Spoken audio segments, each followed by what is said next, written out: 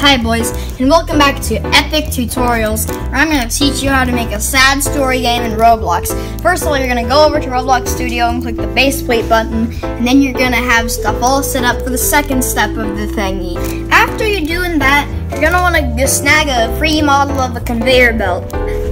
So I've snagged this free model right here. It has a decal on it, so I deleted the decal, and I went into the script to change the settings of how fast it moves from 75 to 10. You can do the same right here, but you want to find the speed that works for you. Once you try to do something, you should start the game and see how fast the conveyor is and see if it works for you. Yeah, that's okay, I think.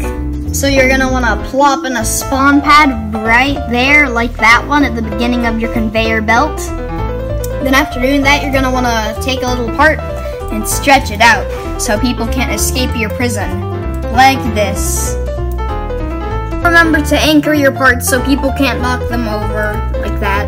After doing that, you're gonna wanna create a tiny little story cube, just like this one, for you to contain your story in. After doing that, you're gonna wanna snag a free model person and just drop them into your story cube. Right after plopping your free model dude into your story cube, you're gonna wanna go over to the prop tab and rename the person to whatever you want to fit the story. You're also gonna wanna add some text there to see what they say.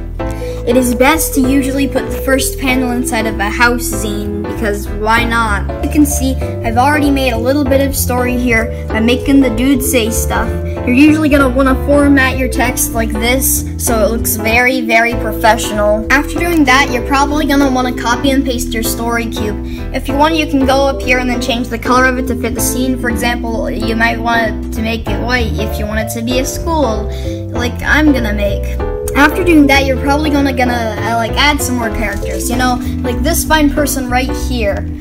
You need conflict in the story because this is a sad story. This is not a happy story. This is a very sad story, so it always has to have a bully in it, like this one. After doing that, you can add even more scenes, you know? Remember to have a nice long story, you know, which has a lot of conflict because this is a sad Roblox story and it's sad. After doing that, remember to beg for likes and say that you're gonna make a part 2 once you get the likes. You know, that's definitely gonna help out. Anyways, once you've finished, if you did it correctly, this should be your end result right here. As you can see, this should be your result. Right now I'm playing in test mode.